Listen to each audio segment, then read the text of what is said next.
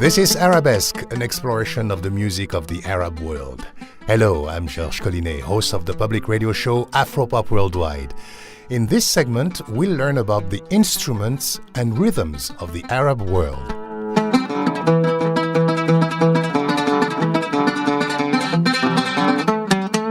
The unique sound of Arab music comes from a unique set of instruments. Instruments you won't find in a Western orchestra. Some of them have strings, which can be plucked with a plectrum or bowed with a horsehair bow. They are wind instruments.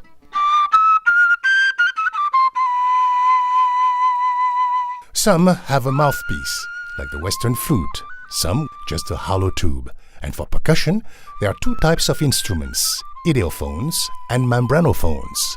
Here's Annalise Thomas, a music teacher at the Jefferson Performing Arts Center in Roanoke, Virginia, to explain. Idiophones are things like gongs and xylophones that you strike with a mallet that are tuned. And membranophones are like the drum or any kind of instrument that has a skin, a membrane on it. So those are the categories of instruments. Let's talk about some of them in particular.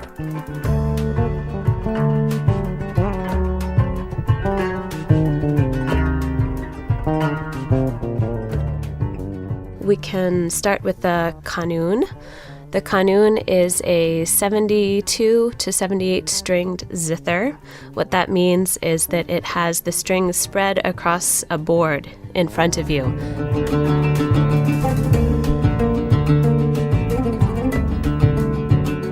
The Qanun is kind of like a hammered dulcimer, but unlike that instrument, you play it with picks on your fingers.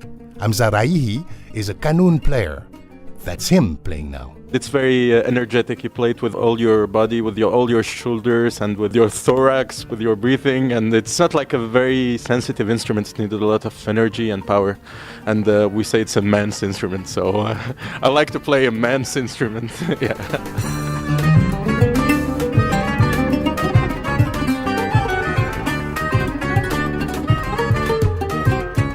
The 78 strings on the Qanun are tuned in courses of 3.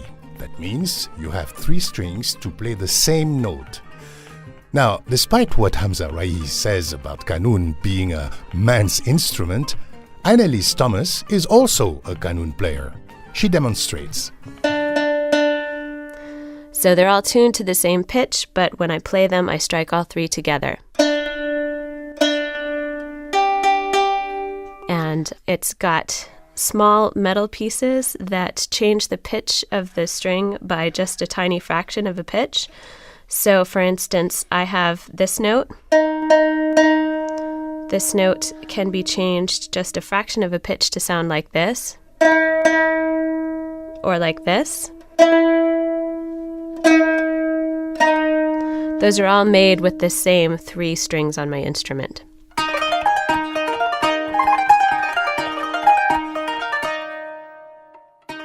Another instrument that is different from Western ones is the oud. It's got a round, kind of like half a watermelon, that rests against your body as you play it.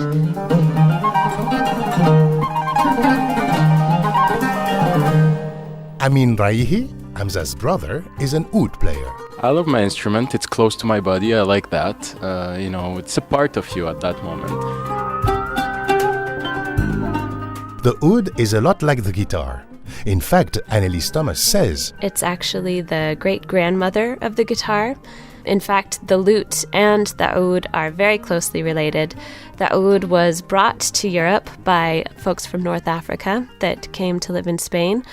And they brought with them the oud, and they even took a version of the name of it by calling it la lute. The oud developed into the lute, which developed into the guitar.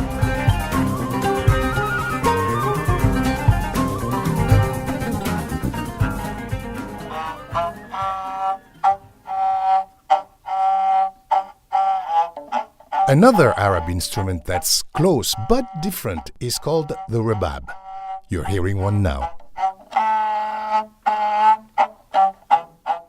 It looks a little different from place to place, but it has 2 strings, and it is a stick fiddle that can play it sitting down or standing up. You'll see it played both ways. These similarities between Arab and Western instruments didn't happen by accident. Many of them can be traced back to a period when Arabs occupied many countries like Spain that today we think of as being Western.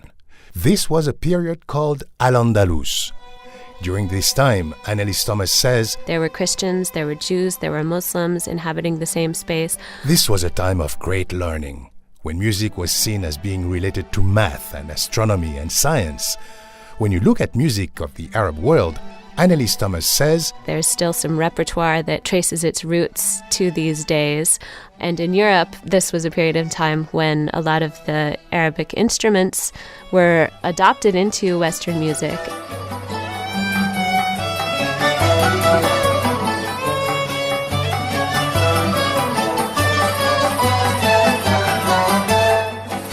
There are a couple of other Arab instruments that are different from the West.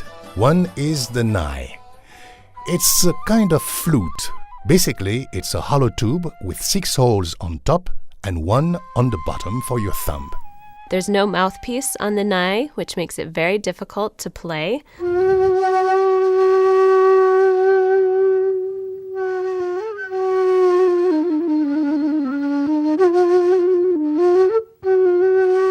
Arab music developed at a time when people weren't traveling from place to place like they do today. As a result, you'll find that traditional Arab music, even music played on the same instrument, can sound different from place to place. Tariq El Nasser is the leader of a Jordanian band called Rum. I think the geographic place, it makes the full influence. The player who plays the oud in Yemen is totally different than the player who plays the oud in Iraq, and totally different than the other one from Egypt and Morocco.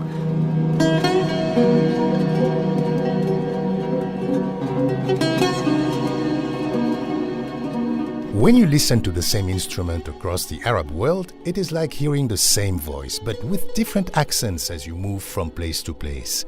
Here's an example using the oud. You're listening to Nasser Shama, who's an oud player from Iraq.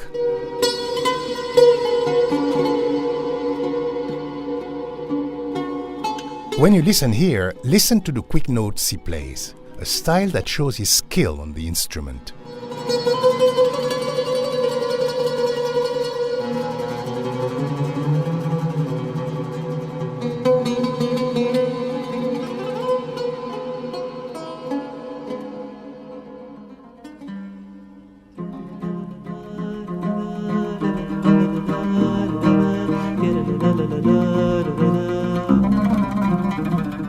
This is Marcel Khalifa. He's a Lebanese oud player. He often accompanies himself singing songs. As Annelies Thomas puts it, he's kind of a Lebanese Bob Dylan in a way, in his use of poetry that is infused with this deep meaning. لم يعرفوني في الظلال التي تمتص لوني في جواز السفر وكان جرحي عندهم. This is Hamza Eldin, a Nubian oud player. Uses a style that's a little bit closer to folk style, especially in contrast to someone like Nasir Shamma. You can hear the difference between the solo virtuoso in Nasir Shamma and the more humble folk style of Hamza Eldin. And you don't just hear these differences from country to country. According to Tariq El Nasser of the band Rum, you can hear the differences even within regions of just one country, like Jordan. In the north, they play the oud different than the south, because in the south they are a little bit influenced by the desert, but in the north they are influenced by the countryside. For example, we have a maqam called bayat. It's a scale, okay? If you hear the bayat from, for example, Syria, Lebanon, is totally different from the Turkish one, from the Iraqi one, the north one or the south one. It's the key, the scale. This is totally different from a place to a place. And remember, it's not just the scales that make Arab music sound different. There's also the rhythm. Dum tak, tak dum tak, tak, tak dum tack, dum tack, tack, dum, 1, 2, 3, 4, 5, 6, 7, 8, 9, 10. 1. According to Sudanese singer Salma Al-Assal, it's the rhythm that makes all the difference in Arab music. It lets you know where the music comes from. The rhythm of the region I come from does not exist in Europe or even in Egypt.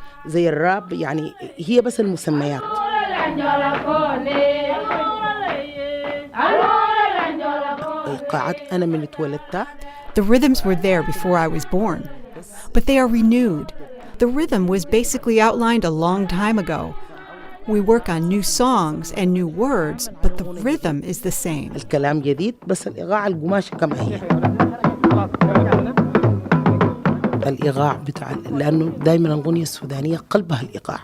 The difficulty lies in the rhythm. The rhythm is always at the heart of the Sudanese song. A skilled musician must be able to deliver the rhythm in order to encapsulate the specific feeling that I want to convey. So it is the rhythm part that's difficult.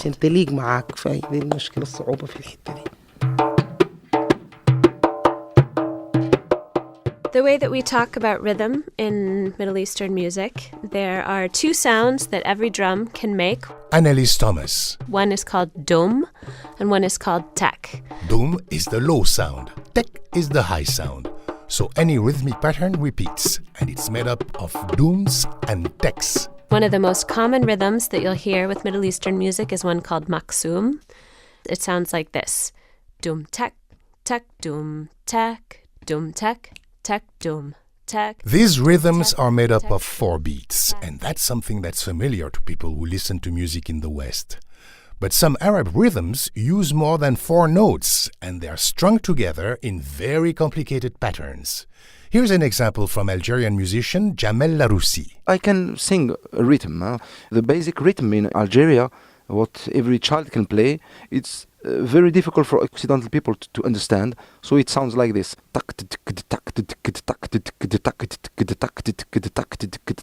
Now I count it. 1, 2, 3, 4, 5, 6. 1, 2, 3. Counting out these rhythms might be kind of tough. But according to Simon Shahin, a oud player who grew up in Israel, if you listen long enough, you'll get it. Music is an international language, and everybody, when they hear music, they understand it. It's a language that touches the soul and the mind. Hamza Raihi agrees. He says you can study and study music, but there's another way to learn its intricacies that's a lot more fun. Listen to the music. It's always the best way, just to listen to the music and try to get its spirit.